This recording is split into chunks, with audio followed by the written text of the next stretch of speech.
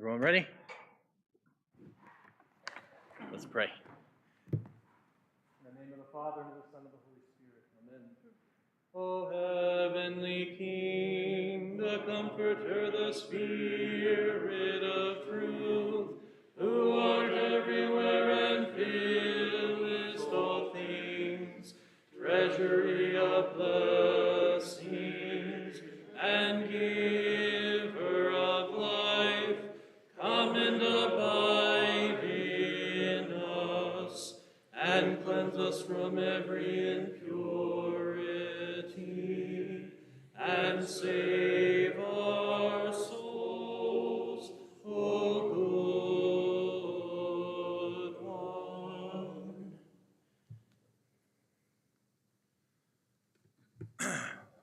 One of, for me at least, one of the exciting things about doing a class like this, where we're reading a work of great philosophical significance that a lot of people in the culture have read. It's not it's not orthodox, right? Charles Taylor is an academic philosopher, if you will, from a Roman Catholic background.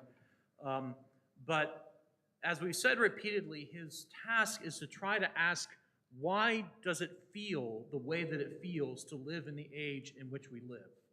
So he's telling a very complex cultural history, a history of ideas, and a history where a lot of these trends we see starting at the top and then trickling down into the common people, ourselves, if you will, in terms of how we live. He's also telling a story that stretches across several centuries. It's not like first this happens, then over this decade this happens. There's things that started 500 years ago that are still playing out today. And so we're encountering and experiencing all these things. And so what's exciting about this is you start to recognize it in a lot of different ways. Once you learn to pay attention to the world in a particular way, you begin to see parallels and these sort of serendipitous meeting places of ideas. And I had several of these this week that I wanted to share with you that I thought were really just right along the lines of what we're talking about. And the first one was a New York Times review by Lev Grossman, a sort of well-known fantasy author, is reviewing a book called The Mythmakers. It just came out. It's actually a sort of graphic novel, but the subtitle, or actually the title of the New York Times review is How Lewis and Tolkien Re-Enchanted a War-Weary World. So there's that word, re-enchantment, and what does that mean? It means to try to capture again some of the magic that was lost with the onset of modernity, the flattening of the world into the immanence, the chasing of God out of public spaces, the conditions that permitted unbelief to not only become an option, but even become for many people a preferable option, and then the conditions in which even those of us who believe are faced with this, what's called a cross pressure of living our faith in one circumstance, but feeling pressured to live a completely different way in other circumstances, at work, at school, with non-Christian friends, in our neighborhoods, and that sort of thing. What this book is about is the friendship between C.S. Lewis and Tolkien. And both C.S. Lewis and Tolkien, of course, hopefully, I believe Deacon Stephen and I talked about this after the first session. Some of the bells and alarms should be ringing are, oh yes, Tolkien. Tolkien is very much lying underneath a lot of what we're talking about here. What does it mean that they re-enchanted a war-weary world? Well, they both became significant, probably the most significant authors of fantastical works in which the enchanted world was thrust back into the spotlight and really shaped the whole world of literature in fantasy and science fiction today. Tolkien and Lewis were immensely influential this way, but in different ways as well, where Lewis is criticized by Tolkien, and one of the things that breaks their friendship that Grossman talks about in the interview, and this is in the book as well, I guess, but one of the things that sort of sours their relationship is that Tolkien really did not like the Narnia Chronicles. He hated it. He hated it. because to him, what Lewis had done was simply take a mishmash of all kinds of enchanted ideas and figures and worlds. He sort of takes mythology from all over the place and just creates this interwoven tapestry of just a fantastical world to teach a Christian allegory, all right? And so Tolkien didn't like that. Number one, it was an undisciplined approach to fantasy. It's an undisciplined approach to what they both called fairy story, right? Which is a weird, like that's what they both considered this to be, and it harkens back to George MacDonald, another early Victorian fantasy author who wrote these fantastical stories that were also called fairy stories. And fairy, we almost think now that almost evokes steampunk if you're from a certain generation. If you're not, never mind, we'll move on. But they both consider what they were doing a form of fairy story. Tolkien was very disciplined about creating a mythology that underlies the world that would become The Hobbit and The Lord of the Rings. And to this day, of course, these are hugely influential works. They did, I think, mend their relationship a little bit.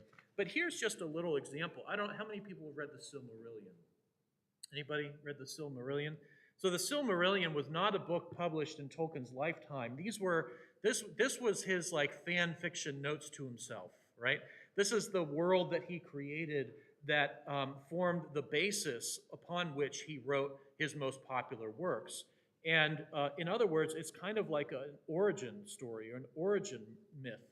And so I just want to read a few sections of this to capture this idea of enchantment and the connection with singing and music that we talked about.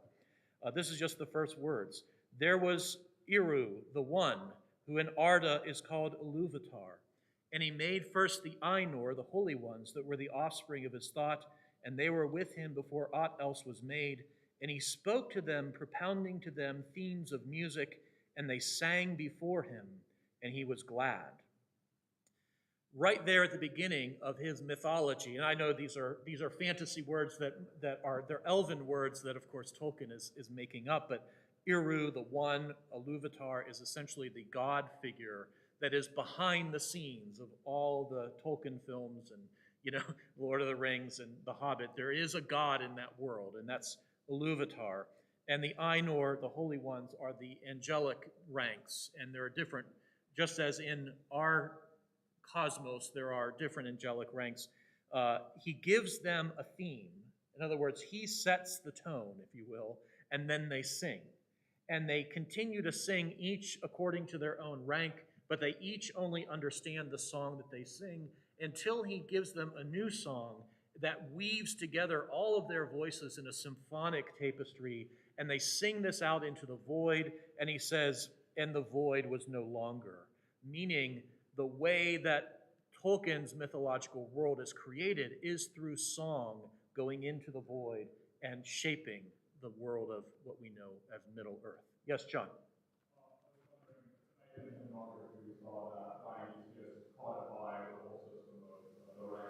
Yes.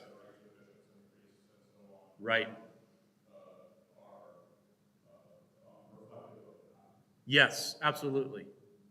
Yeah, so he's mentioning, this is the St. Dionysius the Areopagite. You could get me going off and we'd lose the whole night if I start talking. But he, in his two works that he wrote, the Celestial Hierarchy and the Ecclesiastical Hierarchy, in which he describes the ranks of the angels and what each one does, and the fact that the ecclesiastical hierarchy, meaning the bishops, the priests, the deacons, etc., are icons. Really, the bishop is the icon of Christ in his works. The presbyters and the deacons are icons of the angelic beings, which is very interesting. But there's this idea of living in an ordered, hierarchical, layered world of purpose. That's very much exactly what we're talking about here, yeah. So anyway, and there's even a fall in the beginning of the Silmarillion where one of the Ainur, called Melkor, begins to weave in his own music because he wants to glorify himself, and he's impatient with the way it's proceeding. So there's even an angelic fall underlying the Lord of the Rings stories, which comes out into who Sauron ends up being, and who his boss was Morgoth, who he was. He was one of the fallen angels. So that all goes back. Anyway, that's one sort of layer of this from the Silmarillion. But again, still talking about Tolkien and Lewis both creating these enchanting works of literature and fantasy and fairy story that they both, so here's one of the main points about this, though, that's important. They both interweave it with the Christian faith. Lewis, quite literally, in terms of teaching a Christian allegory. Tolkien, much more sort of sacramentally and organically. You don't have a clear Christ figure like Aslan in The Lord of the Rings. You don't have, he leaves it sort of in the background, but his work is the deeper and the richer for it in terms of lasting literature. But there's one. All right, here's another one. This is going to another extreme. There's a Guardian interview of a Grammy award-winning singer, songwriter, performer who goes by the name St. Vincent. Her name is Annie Clark. She's from Dallas. I have no business liking her music, but I do. I think she's an amazing musical composer. But she's doing an interview in The Guardian, and for some reason they decided to ask her a playful question: do you believe in ghosts? And her reply was, and this just came out this week, by the way, this hasn't been in my pocket waiting to use. She says, no, and I don't want to hear a ghost story. I don't believe in ghosts, but I'm also scared enough of ghosts to not want to hear a ghost story. That statement it's number one, it's like she's been reading Charles Taylor, or that Charles Taylor has listened to her interview and thought, that's an intriguing, that like captures almost perfectly the felt experience that he's trying to describe how we got there. I don't believe in ghosts, but I'm afraid of them, and I don't want to hear any ghost stories, right? What does that mean? I've given up on the world of enchantment. I'm too sophisticated, I'm too modern for that. But there's something under there. There's an unknown fear, right? And I'm afraid of it, and ghost stories terrify me and put me in a weird spot. But if you don't believe in ghosts, why would ghost stories bother you? Because we can't live in a disenchanted world. That's the whole point, that we think we have disenchanted the world. If you're a tried and true modernist, we think we've disenchanted the world and that we live only in the world of reason and temperamental judgment and all these sorts of things, but we know there's something missing, right? Even people that embrace that know that there's something missing. So I don't believe in ghosts, but I'm scared of ghosts, and I don't want to hear about them. So that's another level of that. Then here's another one. This was from a piece, I believe it was an Eon, which is an online magazine of sort of philosophical ideas, by Anna Gottlieb, who describes main character syndrome, MCS. Has anyone heard of main character syndrome? Okay, some of our younger people have heard of main character syndrome. And it really, again, really captures exactly what we're talking about through Charles Taylor. MCS, main character syndrome, is a tendency to view one's life as a story in which one stars as the central role, with everyone else a side character at best. Right? Once you say it and you start thinking of certain generations and you start thinking of TikTok, right? This is exactly the sort of phenomenon that's happening with social media and a whole generation that says everyone wants to look at me. Everyone's here to see me. I am here to influence you. I mean, even just think about that whole idea of being an influencer. So main character syndrome is that you literally fall into a psychological trap or pattern in which you really think you are the lead character in a story starring you. And everyone else is she calls it a side character, or even better, an NPC. Which, if you don't, now I'm sure some of you do not know what an NPC is, but NPC stands for non-player character in the world of video gaming, right? So the computer algorithms are controlling the NPCs, but you're controlling the main figure in the video game, right? So it's really all about you. And actually, video games, if you've played a lot of video games, you know that they're almost the whole enjoyment of the video game is really believing in the power of your own agency over the world. The NPCs don't win. You win, right? You always win, and you keep finding a way to win if you want to, or you give up on the game because you're frustrated. Yes?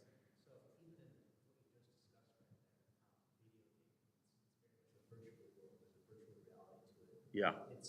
It highlights to me this underlying current that's always been in Gnosticism. It's all I just have to know, what my destiny is. I'm the master of my own destiny. Oh, yeah. Yeah. I'm the only player character. Right. And I think that it's very compatible with our modern where we're reversing technology. We can impose our will on reality just as long as we have the knowledge. Right. Right. Yeah. I think it's exactly right. I think that's what video game makers, to make video games compulsively playable, are playing upon that instinct. And so it's now come into this phenomenon called main character syndrome.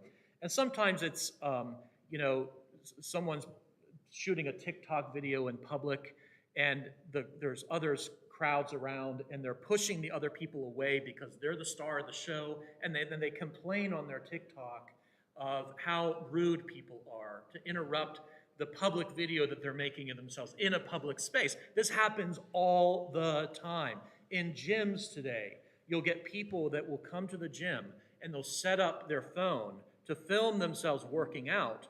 And if you walk in front of the camera and ruin their shot, they're literally mad at you, even though you're in a public gym, right? Or you're in a private gym that you're all members of. This is main character syndrome. I'm here to show myself to the world. This creates incredible pathologies, obviously. But listen to what else Anna Gottlieb says. And this picks up on St. Vincent's quote a little bit, very nicely and very accidentally. In the narrowly circumscribed world of main characters, the rest of us are merely the insignificant ghosts who happen to intrude on their spaces. The rest of us are merely the insignificant ghosts who happen to intrude on their spaces. So she's really describing this as there's an increased inability to honor the full humanity of everybody. And so another place, she starts this essay out talking about road rage. And road rage is a great place for main character syndrome. And if you just think about the phenomenon of someone with no criminal record and no history of violence, but keeps a gun for personal protection in their car, gets cut off, decides this is the be-all and end-all, gets completely thrown into anger, and then shoots and kills somebody, right?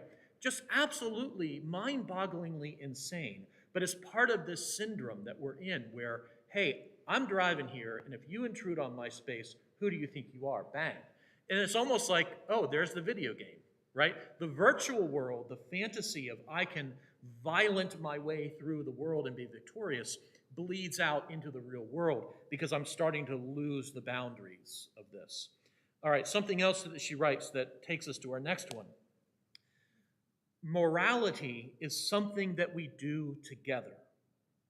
That our ideas about who we are require each other's engaged participation, and that an empathetic openness not only to each other's moral agency, but to each other's emotional states is central to our shared life world, right? So now she's pulling out the more philosopher side of herself and saying, how do we create a moral fabric? How do we create a moral world? Well, number one, we recognize we share a world. So you can't have main characters and NPCs in the real world.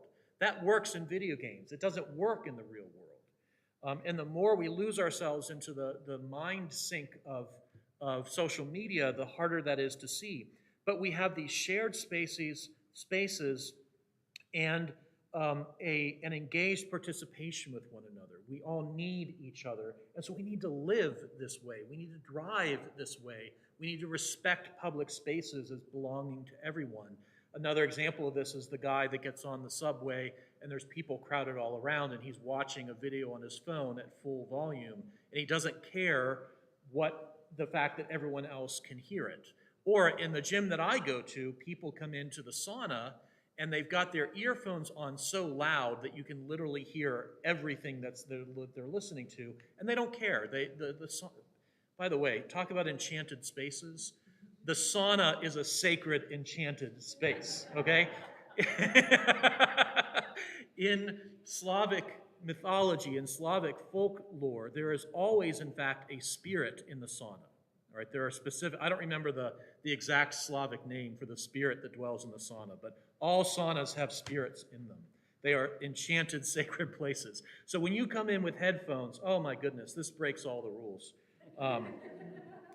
This is what you get when you don't live in Finland or Russia or Japan, for that matter. They all understand the sacredness of the sauna. We don't. But anyway, so morality is something we do together. It's a shared space, and we need to have mutuality. Well, this gets us into the last one before we get back into Charles Taylor. Watching the Steeler game on Sunday, wasn't real happy with what I was seeing. And sitting there thinking, oh, there's all my books, in our upstairs room where we have a TV. There's all these books, and I thought, I'm just going to pull a book down and read sometime in the second quarter, because it was just getting ugly, right? And so I pulled down a volume from Karl Ove Knausgaard, who is probably my favorite living author, a Norwegian author who now lives in London. He's best known for his multi-volume My Struggle, or Mein Kampf. Yes, he's referencing Hitler there, but in an ironic way, of course. I wouldn't. He's best known for that, but this was a book of essays that he had written. And so I flipped through the table of contents, and I see a title, The Idiots of the Cosmos. I thought, well, that sounds like an interesting thing to read during this particular Steelers game, okay? So I start to read The Idiots of the Cosmos, and what do you know? Knausgaard is quoting Peter Sloterdijk, the philosopher from Bubbles, the spherology that we quoted at length last week.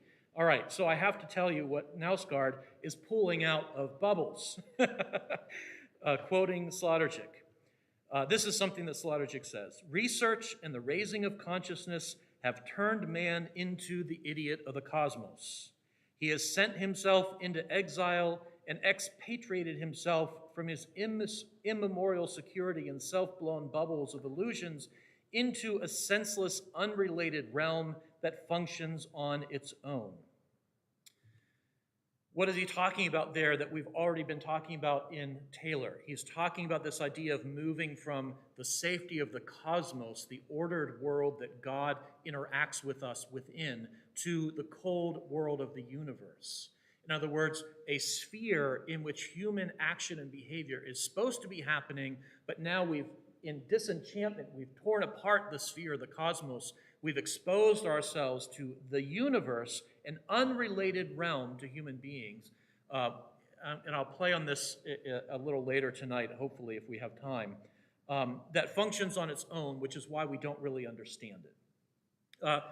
I'll do this very quickly. One is that the further out we try to understand the physical forces of the universe, or the further down into the tiny quantum realm, the more we misunderstand the very nature of the world we live in, because the physics of these worlds don't match. And we're still trying to make them match, but they don't, because they both represent looking up but not looking to God, and looking down but not looking in. And so they're a way of paying attention to the universe that is not truly the cosmos, that actually makes sense to human life. I'll expound on that a little bit more later on, but that's what he's describing. That's how we become the idiots of the cosmos. We've gotten rid of the shell that defines us, and now we find ourselves completely lost, okay? But actually, there's some scientists who see God in the physics of the universe and in quantum. They do, but but there's also an effort now to tie consciousness to the quantum realm. But there's no scientific evidence that does that. And I think that the challenge there is that those are examples, what Taylor would say, of trying to find significance within the immanent, right? So even relating to the world as the universe in, let's say, relativity on the big stuff and quantum on the little stuff is still a sort of shedding of the enchanted world, a shedding of the biblical worldview. Okay, we'll come back to that. Let me put this. Now we're talking about, now we're reading Knausgaard. Sloterdijk's point is that we are not in touch with the real world, that being human is to form interpersonal spheres through which the world reveals itself, To step outside such a sphere, which begins with the relationship between child and family, child and society, we live, in other words, as intertwined beings in the land of we, capital W, we, as Sloterdijk puts it. It is impossible, Nevsky continues, to do so would be to step outside what is human. To the question, where are we if we are in the world, Sloterdijk replies, quote, we are in an outside that carries inner worlds. We are in an outside that carries inner worlds, meaning that the relationship between the sphere that defines us and the inner worlds that well up with meaning, they're interrelated. So if we lose one, we lose the other. Thus, the idiots of the cosmos. We find ourselves completely baffled and lost. All right, so look for this stuff, right? And I don't know what you read, but these things came to me not because they just like came across my feed and I thought, oh, that's how algorithms work. I must be, but I'm not searching for these words. I guess my phone is listening to me as I speak, and maybe that's where some of this comes from, but these are all just happy accidents. I don't think I heard about Peter Sloterdijk from reading Nevsky. I think I heard about Sloterdijk somewhere else, but it turns out he's thinking in the same terms. In fact, his latest novel just came out, which is about the intrusion of a very enchanted world into the sort of mundane, immanent world of his NPCs, if you will. It's very interesting.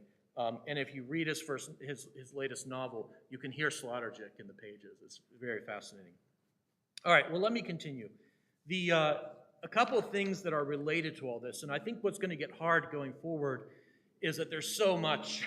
Like, I've got so many paths to take us down, and I'm going to feel bad if we don't get them to all of them, and we can't be here for 2 hours tonight, which is what we would need. But let me simply point out a couple of things that we needed to pull from the last week to this week that we didn't quite finish talking about. And first of all, that is that one of the things that happens when we lose the sphere, when we lose this hierarchy of forms with ranks and levels above us, exactly what St. Dionysius the Areopagite is describing in his works about the Orthodox view of the world. One of the things we lose is, first of all, these are the things that are mediating grace to us. And what Taylor writes is that instead, what we see happen in the birth of modernity, especially with the Enlightenment, is we now adopt a kind of self-divinizing gaze that deigns to survey the whole of the world. And this also is related to this idea of the idiots of the cosmos, right? We deign to have a gaze that surveys the whole of the world, meaning that our confidence in our ability to see and understand how the world actually is, stripped of God, leads us, ironically, to put ourselves in a transcendent position over the world, right? There's a paradox going on there. We live in an immanent, closed, meaningless, purposeless, cold universe, and yet it's intelligible. So maybe there's something about a deistic, providential God, but he's far away. He left this to us. We can look at it. We can make sense of it. We can over-empower it. We can gaze upon it and understand it using only our reason. So this is a very important idea moving forward, is this inner confidence now, that instead of being someone who is acted upon by cosmic forces and defined by our relationships to these hierarchical forms, we are now the center and we are pushing out and looking over, okay? So it captures that main character syndrome actually as well, really quite extraordinarily. This brings about an interest in theodicy, an explosion of an interest in theodicy. Theodicy, of course, is the question of evil. If God is good, why do bad things happen? It's a question that we've been asking from time immemorial. John mentioned the book of Job last week, and I was going to get to this part when I was answering your question. I said, we'll get back to that, and then we had to quit. But theodicy is, the Rabbi Kushner book, Why Do Bad Things Happen to Good People? If we understand the way the world is, and the world has been given by God to us to use for our mutual benefit, then we know how things should go. And if we say that God is good, but bad things happen, then there's a problem in the logic, right? And we know there's a problem because of this gaze that we have. Our self-confidence is that we are now the interrogators of God. And all of this should evoke Ivan Karamazov in our minds, and the brothers Karamazov. This idea that if you cannot make sense of suffering and evil, then you must either reject God outright and say it proves that he doesn't exist. And for many people of the modern era, that's exactly what has happened. It's one of the conditions of unbelief is unsatisfactorily answering the question of theodicy. If God is good, why do bad things happen? Or you modify your view of who God is. And this is what Rabbi Kushner's book did. This was back, I think he wrote this in the 80s. Did anyone read? Why do bad things happen to good people? Yeah. I've never read it. I do understand that basically what he tries to do in it is protect the goodness of God. And so he lands on this solution. If God is all good and God is all powerful, and we know that the world is given to us for our mutual benefit, and that's very important, right? That's the modernist idea right there that conditions the way we will look at God on these matters. We know that we're supposed to be all happy all the time. So if God is all good and God is all powerful, and I'm not happy all the time, then one of those two things can't be true. And Kushner lands on, I'm going to preserve the goodness of God, and I'm going to simply say he's not all powerful. The reason bad things happen is God must not be. How do we know? He must not be powerful enough to prevent bad things from happening. How do we know that? Because our logic requires it, you see? Why do we know our logic requires it? Because this is our world. It was given for us. We can understand it, we can interrogate it, and we can interrogate God. And this is the whole thing about Job. Job refuses to do this. Everyone else assumes. Notice the difference in Job. With Job, first and foremost, his wife and all of his friends assume that he must have committed a sin and is being punished. Right? That is the whole of Job. Job knows that he has not committed any particular sin that would warrant the devastating punishment that he is going through, but refuses to interrogate God, refuses to curse God, right? His wife even says, bless God and die. And that's, in Hebrew, that's a euphemism for curse God and die. You just never say that in the scriptures, right? So bless God and die means, why don't you just blame God already then? If you're so innocent, blame God. And Job refuses to do that. In the pre-modern world, the normal response to suffering and evil is lamentation. It's lamentation. It's what we do before the tomb of Christ. We sing hymns of loss and pain, but we invite God into our pain. That's what lamentation is, right? But in the modern world, instead of lamenting, we essentially accuse. Someone's responsible. Someone who's all good and all powerful would never have allowed this to happen, right? Because the world is all about me and all the NPCs that I permit to be on my screen. That's not reality. So do you see how this modern, what Taylor is showing us here is that by adopting these modernist ideas and then beginning to apply them to theological questions, we end up with wildly inaccurate conclusions. And of course, the interesting thing about Kushner's book with theodicy is that many people found it immensely helpful precisely because they felt like they walked away believing in the goodness and love of God, but understanding that God needed their help and that was okay. They were okay with that. So the book gave a lot of comfort to people. The problem is the book was asking the wrong questions and landed on the wrong answers, right? The mystery is, and we know this, if we are simply created within the universe, then we are bounded by the universe, meaning we don't have the gaze of sovereignty and all-powerfulness. We are not all-knowing to know and interrogate God and pick apart his actions or inactions, right? That's the change. Our confidence in our ability to put God in the dock, to quote Lewis in one of his famous essays, God in the Dock.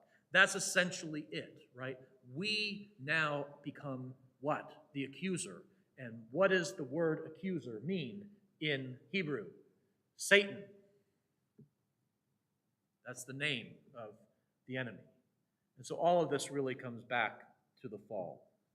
So there's a lot of stuff we're carrying forward, and so what Taylor is saying is our secular age is haunted, right? We don't believe in ghosts, but we're afraid of them. We have a flattened, confident universe, but we sense that something's missing, and he's identifying that in so many different ways. People are looking for meaning. We can't live well in a flattened, immanent world with no transcendent structure around us. We need divine boundaries to feel and to be ourselves, for we are not transcendent, all-knowing beings in and of ourselves, no matter how much we are tricked into believing that our gaze is truly capable of perceiving objective reality. And by the way, let's talk about that for a minute. Remember back in the 80s and 90s, there was probably, I'll almost guarantee you there was a book in the library, it might still be there, by a priest named Father Anthony Conieris. Remember Father Anthony Conieris? He wrote like 800 books. Like everything the guy said must have been written down and published in a book by the early Light and Life publishing company. That's not here anymore, I don't think. But he wrote a whole book, said, whatever happened to objective truth?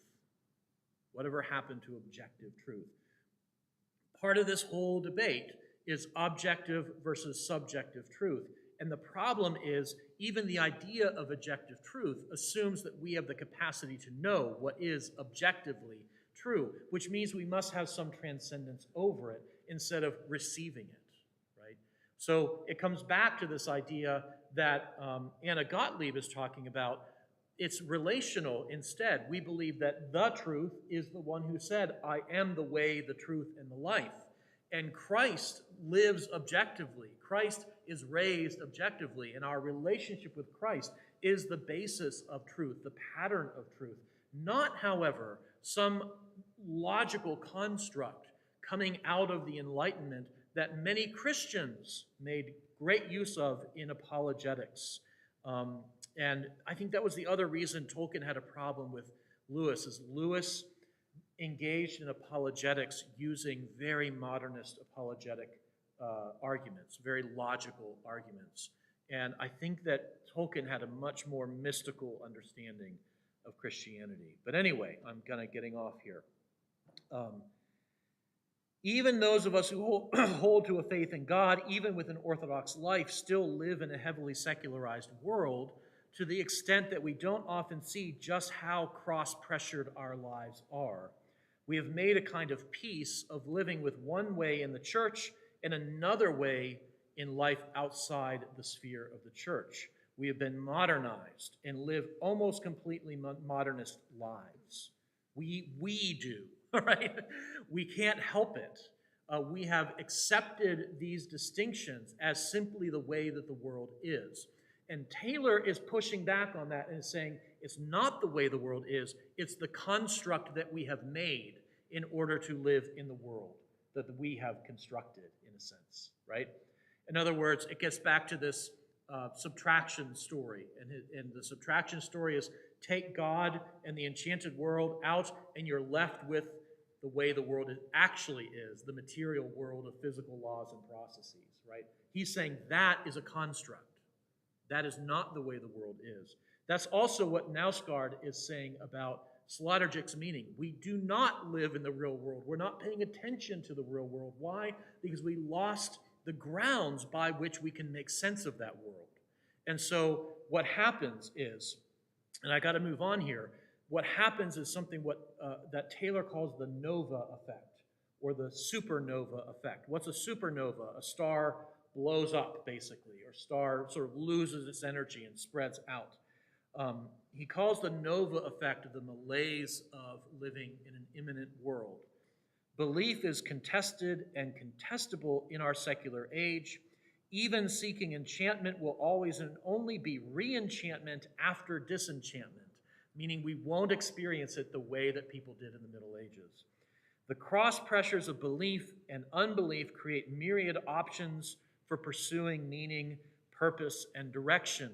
We're not content to live in a cold, empty universe with no purpose, no meaning, and no direction. So we got to find it. Where are we going to find it? We are going to find it through each and every one of us chasing after what we call authenticity, right? Authenticity. I've got to create my own meaning. I've got to create my own story. And guess what? I'm the lead role. Always. I'm the lead role. So a supernova occurs that leaves us lost, frustrated, and bewildered. We are paralyzed by choice, none of which seems to encompass the whole of us. We are pressured to live multiple lives every day, scattered in our desires and affections, conflicted in our will and in our choice. And here I want to just, a couple of quotes that I think are really powerful. While the world is disenchanted for us moderns, we nonetheless also experience a sense of loss and malaise in the wake of it. Okay, we've said that many times tonight. Sealed off from enchantment, the modern buffered self is also sealed off from significance, left to ruminate in a stew of its own ennui. Yes.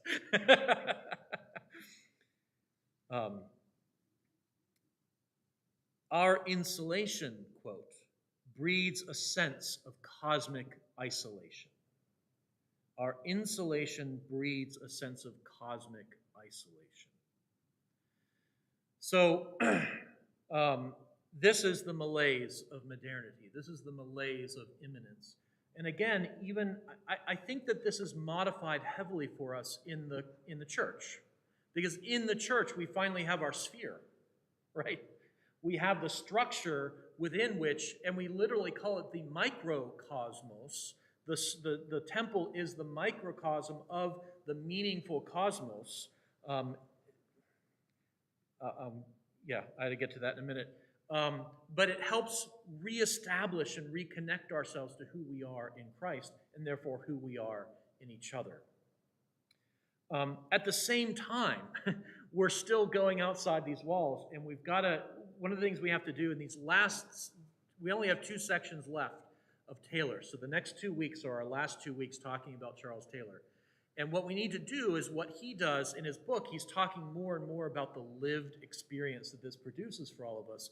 What I want to do is spend more and more time in the next 2 weeks talking about the lived experience of us as Orthodox Christians who have to navigate these cross pressures, who have to navigate the realization, I probably live a much more modernist life than I think I do, than I have ever thought about before. I have all kinds of assumptions about the way the world is that does not come to me from my faith. It comes to me from this whole story that Taylor's telling and has really shaped the whole world we live in. And because we breathe that air and drink that water, it has shaped us too, even as Orthodox Christians.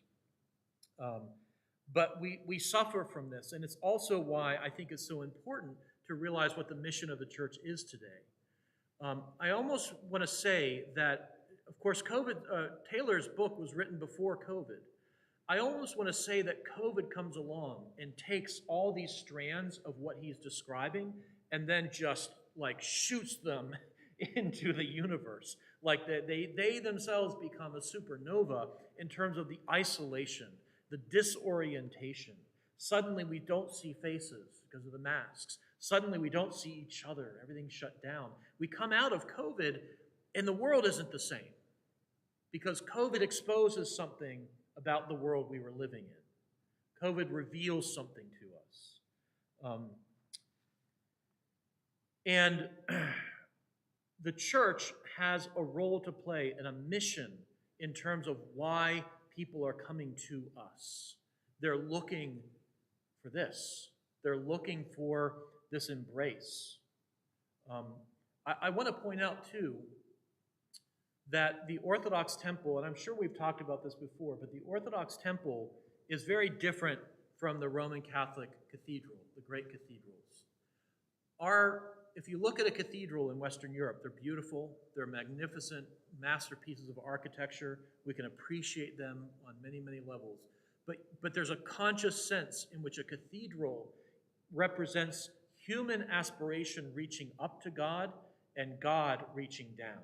And the spires of the cathedral are meant to be fingers.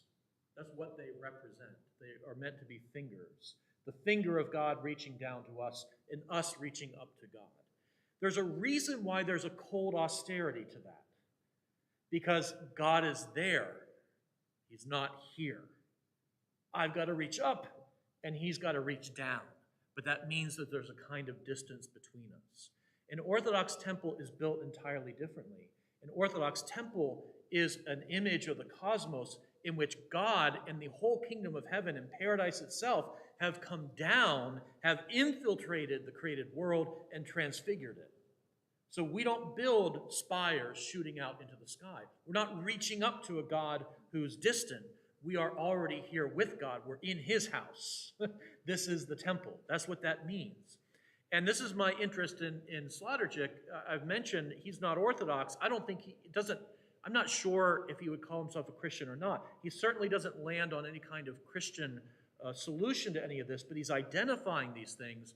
And I mentioned I was looking for the third title of his trilogy. It's Bubbles, Globes, and Foams. Bubbles, globes, and foams. And the shapes that he's describing, his is a philosophy of space and place, really accord very remarkably with an Orthodox temple. So we have a mission. And this is how our mission is changing now, I think especially in the post-COVID world.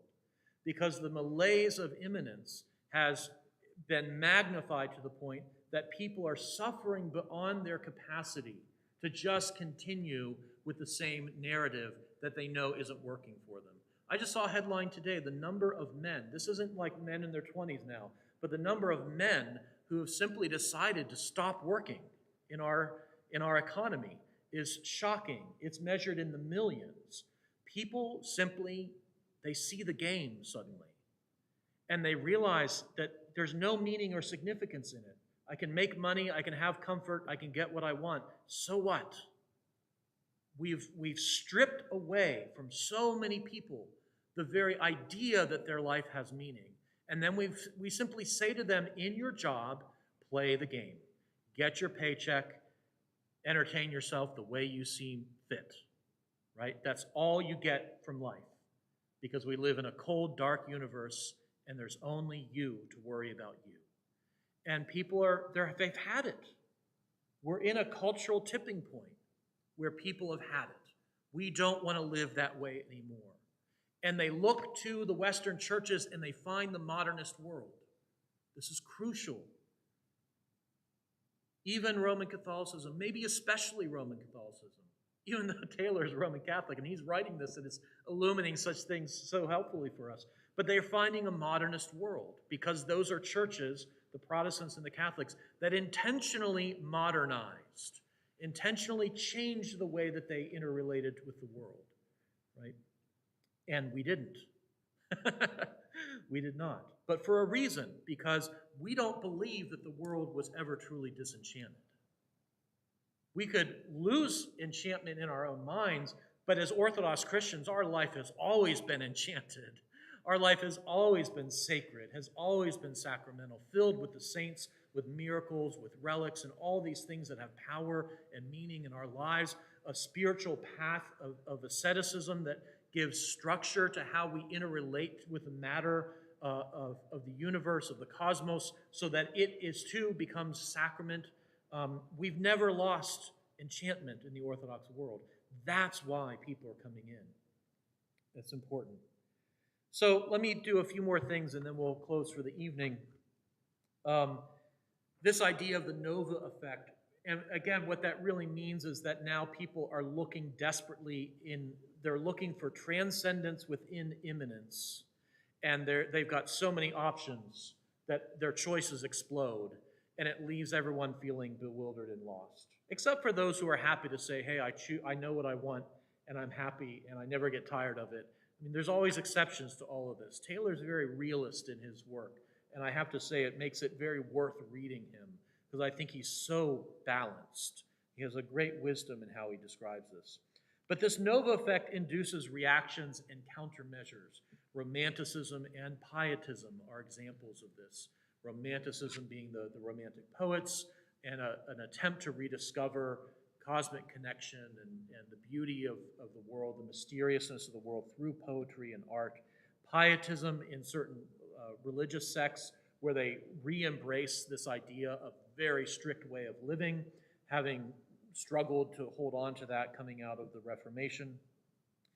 Also, increasingly, a greater and greater persuasive theodicy, which he talked about in the last part. Now he brings again in this part this great confidence in our epistemic powers.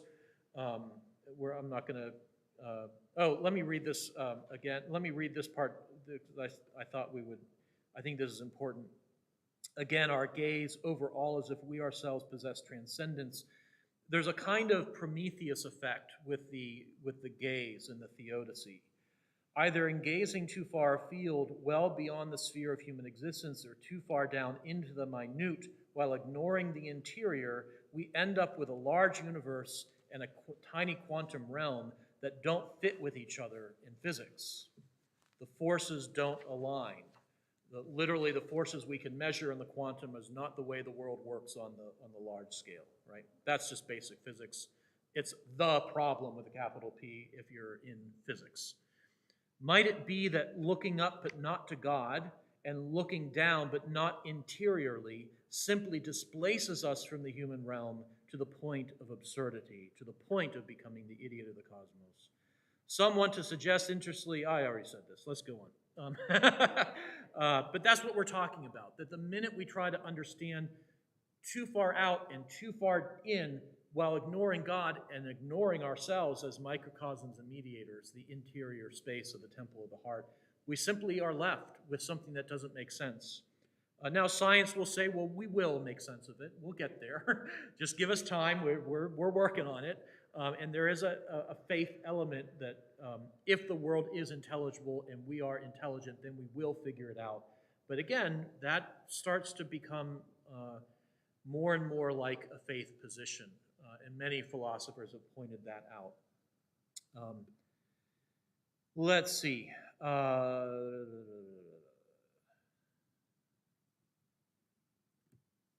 I want to be careful. We're almost done, actually. Let me think. Let me do this. Art. Art is another element of this, and I think that this is an important part when we talk later on about the ethics of beauty. Art in the pre-modern world was always liturgical. Art was always liturgical. Art was a sense, an activity of our participation in the beauty of the holy and the sacred, and always had the intent of elevating us to the unseen.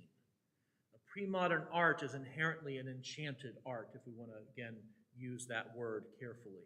It's an activity of the sacred, and therefore is largely liturgical and largely commissioned by the church and by ritual settings, even before Christianity and Judaism. Art is really inspired by the ritual setting of human worship. And I would even give you, I've not read this anywhere, so if this makes any sense to you, great. If you want to discard this, fine. But think about even what we consider primitive art, early cave drawings, pre-modern, really pre-modern man, really primitive man. And you know, anthropologists have asked, what would inspire human beings 15,000 years ago, or whatever, 10,000 years ago, to go deep into an underground cave using only torches to light their way and paint pictures on the walls? And we don't know, right? But think about it. Why would you do that if you understood intuitively that you were an innately ritual creature? They went into the underworld to make an offering to a god that they hoped to appease, and they left icons of their gift. And I think that when we start to understand the sacredness of art and the sacredness of the artistic impulse towards beauty, we begin to understand that the first question we should ask about any art, whether it's a painting on a wall or a primitive sculpture or anything, is what did this mean ritually? What did this mean to them as an act of worship? And to me, it's if you study these things, it starts to become obvious. That's the only reason.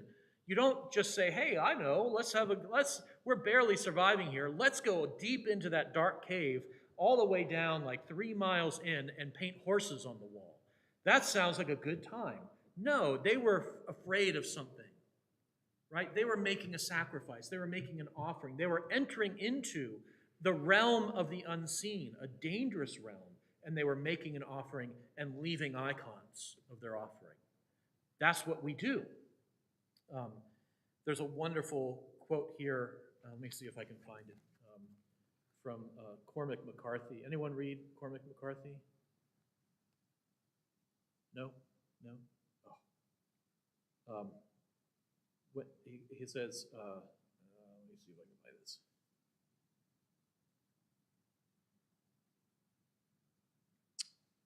Oh, I'm sorry. I know. We're tired and it's late. That's such a great quote. But basically it says something like, when you find yourself out of options, invent a ritual and breathe on it. And this is from The Road. And The Road was turned into a very well-regarded movie with Viggo Mortensen from The Lord of the Rings. You see, it all comes back. But art was always liturgical. So moving forward, that's enough for tonight. Moving forward, we're really going to be exploring ways in which we might return to the spheres that truly make us human, understanding the unique, I believe, Orthodox mission in this particular cultural moment, the way it has come down to us, and really explore concrete ways, both in which we can kind of confess openly, here's how I'm a modernist, and I'm not okay with that, or here's how I'm secular, and I'm working on it. But also, what does Orthodoxy itself give to us to inoculate against this sort of contagious worldview that is always threatening to suck us into its irreducible logic that leaves us as the idiots of the cosmos? Okay. Good night.